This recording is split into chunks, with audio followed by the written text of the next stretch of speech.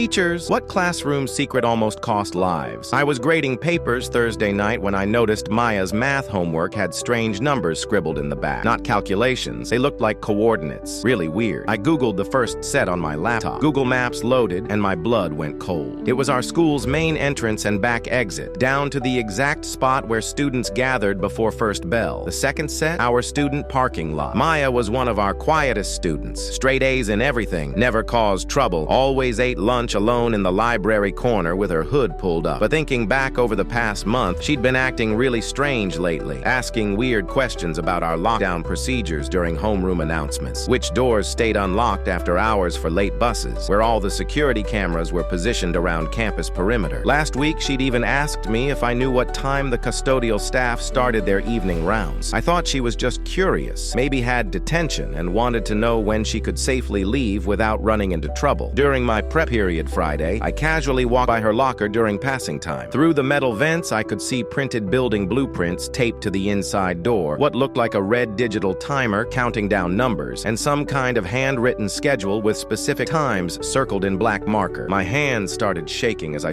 walked back to my classroom, trying not to look suspicious. I immediately called our principal from my desk phone, closing my door first. "Listen, I need you to stay calm about this," he whispered back. "Don't panic. Don't do anything that might tip her off to what you've discovered. Act completely normal until we can figure out exactly what's going on here." The next 4 hours were absolute torture. Every time Maya raised her hand in my afternoon classes, my heart stopped beating. She kept checking her phone under her desk, glancing at the clock above the whiteboard, scribbling more coordinates in her notebook margins. During passing periods, she'd linger in the hallways, studying exit signs and emergency route maps posted on walls. I watched her during lunch from the teacher's lounge window. She wasn't eating her sandwich, just sitting there with this black composition notebook, writing frantically and checking something on her phone every few minutes. When she got up to throw her completely untouched food away, I saw her slip a folded piece of paper into another student's backpack without them noticing at all. That's when I knew something big was definitely happening today, something she'd been planning meticulously. I immediately texted the principal with shaking fingers. He quietly alerted school security and called the local police department. They decided to wait until the final bell to approach her locker and avoid causing any kind of scene during regular school hours. At 3:15, they intercepted her at her locker, timer beeping in her trembling hands. Inside, they discovered detailed architectural maps of our entire school building, that red countdown timer set for exactly 6:30 p.m., and a carefully planned minute-by-minute schedule. Police started preparing for the worst possible scenario. Maya planned to disappear during the school break, sneaking out through the back exit to avoid cameras and catch a bus to meet a 34-year-old man who'd been manipulating her online for months.